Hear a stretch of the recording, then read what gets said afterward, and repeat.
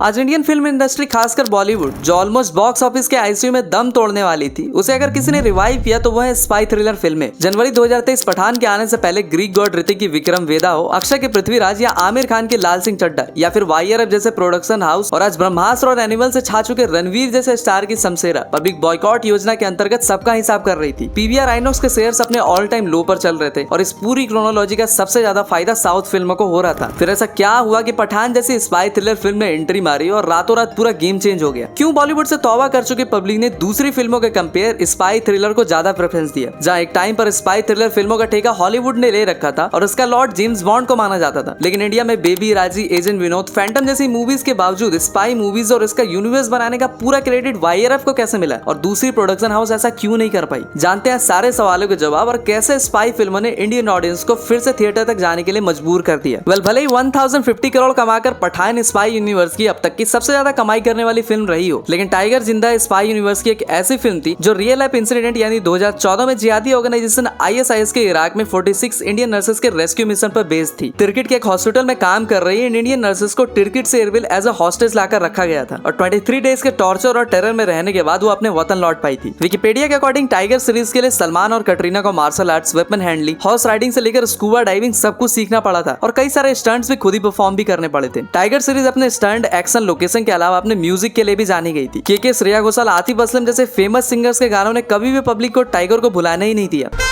Swag से करेंगे सबका स्वागत।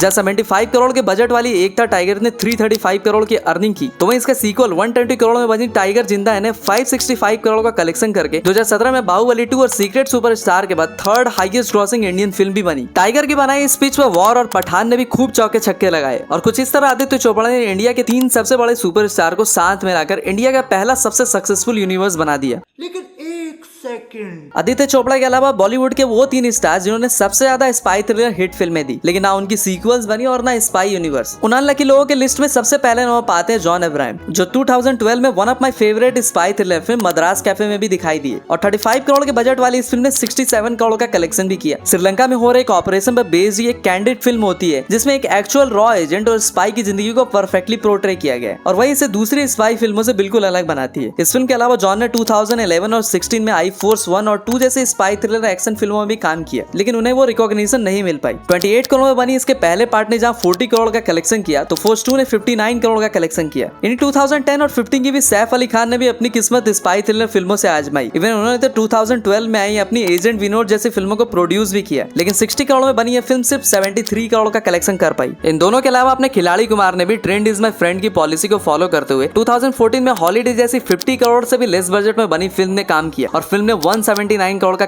बहुत बड़े खतरे से टक्कर ले रहा है तू, स्लीपर सेल्स एक्टिवेट हो जाएंगे।